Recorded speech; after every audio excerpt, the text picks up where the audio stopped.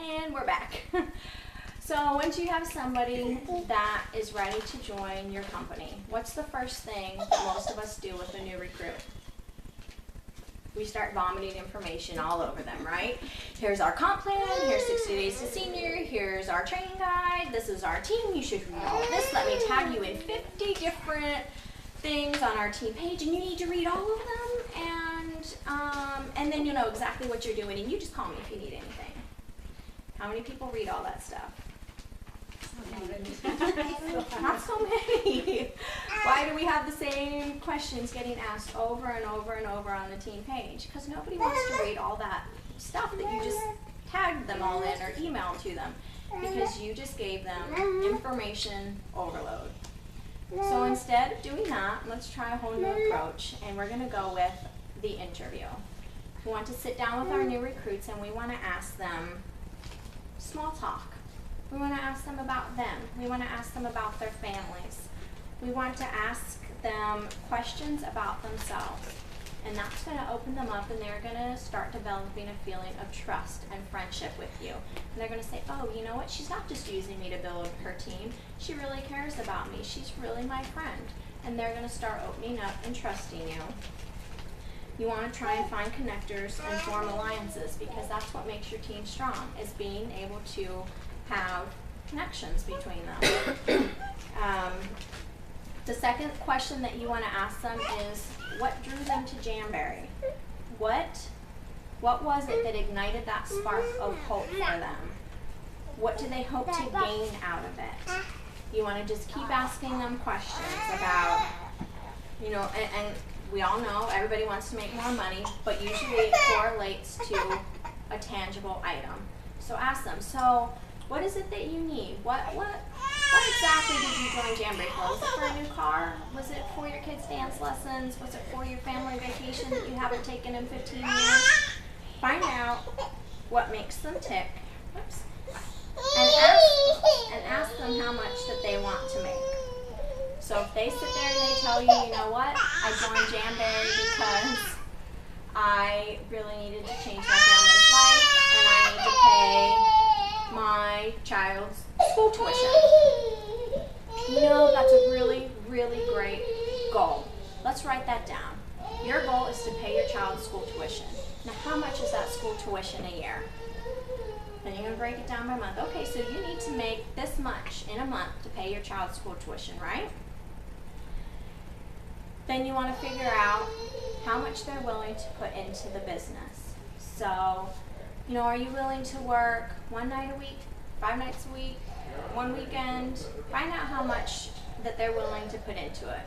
Now, if you look at, okay, they're willing to work 1 night a week and they want to make $2,000 a month. Their goals versus their time in are not so balanced. So it's our job to help them come up with realistic goals that will help them to achieve their dreams and their visions. So it's very, very important not to just say, oh, you can do as much as you want, and just kind of toss them out there. Well, people think that this is going to come easy to them and it's going to be just fast money and they don't have to do anything. What's going to happen? They're going to get frustrated. They're going to quit. Well, you told me I could pay my kids' tuition and I'm not making any money. Well, you're not doing any parties. Of course you're not making any money. But did we tell them that? No, we said read this form, you'll be fine. So we need to really make sure as leaders that when we're recruiting and when we're building our teams, that we're honest and upfront with people, and that we make sure that we help them to know what their goals are, to know what it is they need to do to attain those goals, and then don't leave them hanging. When we're training them, we want to go in baby steps. As a woman, what do we do when we sit down to make a list? We keep writing and writing and writing and writing. Put the clothes in the laundry, empty the dishwasher, I've got to run here, I've got to pick up my dry cleaning, I need to call so-and-so, I need to do this, I need to do this. And pretty soon, what have we done? Wasted the whole day making a list. Did we do anything on the list? No. But you made a list. You made a great list. And so then tomorrow what happens? Oh, I didn't do anything off my list yesterday, so let's start on this list for today, but we're going to just add more to it because now you're so far behind.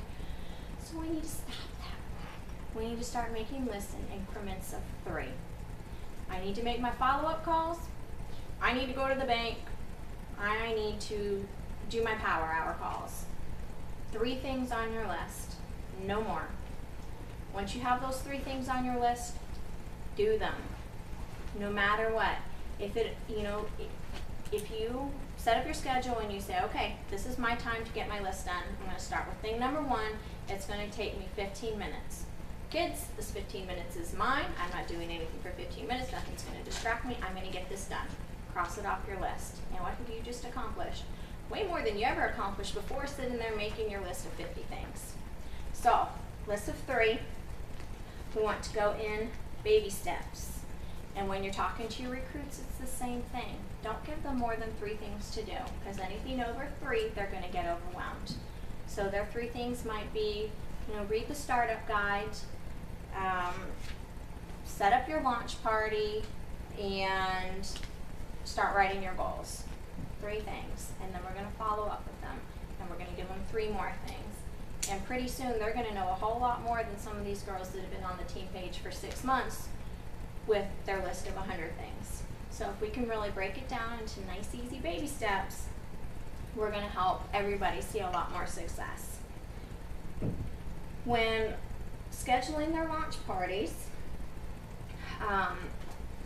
if people sit and they spend all of their initial training time going over, reading their guides and trying to figure out what's going on, and pretty soon if they're a week out and they haven't had their launch party, and then it's 2 weeks and they haven't had their launch party, then it's 3 weeks and they're like, oh, there's just so much information, I'm too tired to have my launch party. And after 21 days, they probably never will. And those are the people that you're going to see on your team that have 0 PCV. They were so excited in the beginning, and now they're burnt out and they've never done a single thing because all they had were lists and lists and lists and lists, and they were never able to accomplish anything. So they feel rejected, they feel deflated, and they're done before they ever did anything. So, very first thing, help them set their launch parties and coach them on it. What's the best way to coach somebody to set up their launch party? Hostess coaching. Coach them like you would coach a hostess. Because if they know how to talk to their hostesses and coach their hostesses, they're going to be able to replicate that, and they're going to be able to go into their parties and they're going to know exactly what they need to say. You're going to give them the script, you're going to give them the words to say, and they're going to go up there and they're like, I know what I'm doing, I know what's important, I know what I have to do to make my party successful. So talk to them exactly like you would talk to your hostess. And if you need hostess coaching, we're going to work on that too. When your new teammates start to sit down and they start looking at things, encourage them to make a list of 100 names. People that they might not have talked to since high school. Have them think about people at their grocery store, their church, their local MOPS group, their kids' parents and teachers at their local school, whatever it is. Get them to have 100 names on that list. And then we're going to book not 1, but 2 launch parties.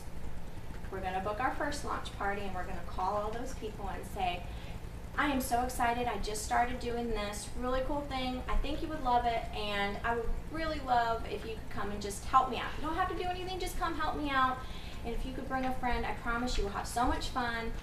It's on this date. Oh, you know what, I already have something going on. Because a lot of people don't want to go to parties anymore, they're partied out, right? Oh, I have something going on.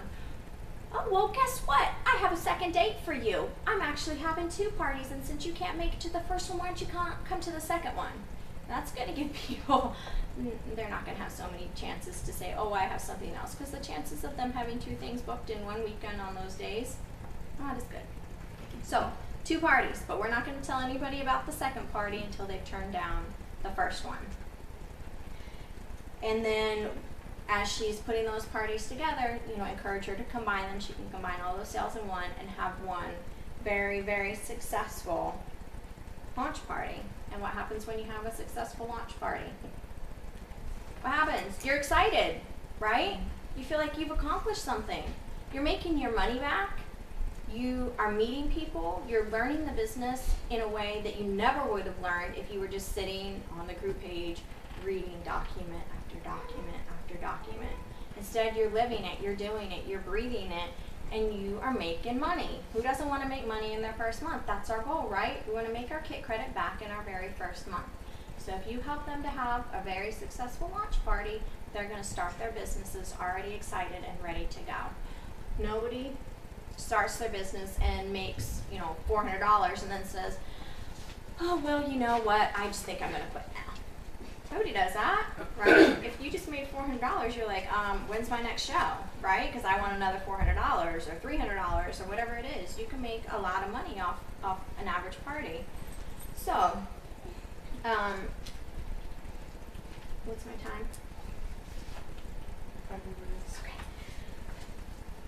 So, at their parties, we want to teach them how to book.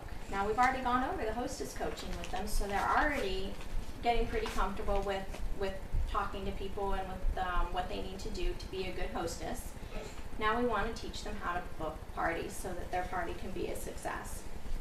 First thing you want to do is have her call everybody on that list, call them, share her excitement, have her really, really be enthusiastic about everything, and tell people to bring a friend.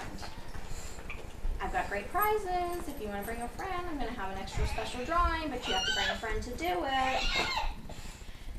And after they're doing all their invites, if they still have people that say no, then say, well, I'm really sorry you can't make it, but how would you like to have a Jamboree shopping spree where you can get all the Jamboree Now Wraps you want for free? Most people aren't going to say no to that. And then bam, you've got a booking. You're not saying, oh, would you like to host a party for me? No. Would you like some free Jamboree? I've got a great Jamboree shopping spree for you. That sounds much better than, you host a party because I just don't have that many friends and I really just need some help. No. We want to show them that we're excited about it too. If they can get 5 bookings before their launch party starts, their calendar's full. They're coming from this successful launch party. They're going into 5 more bookings. If they book 2 parties off of each of those bookings, now this month is full and next month is full, and they are off to a killer start. So that's our goal. We want to teach them how to be a great hostess and how to book parties. Time? I know I'm getting close.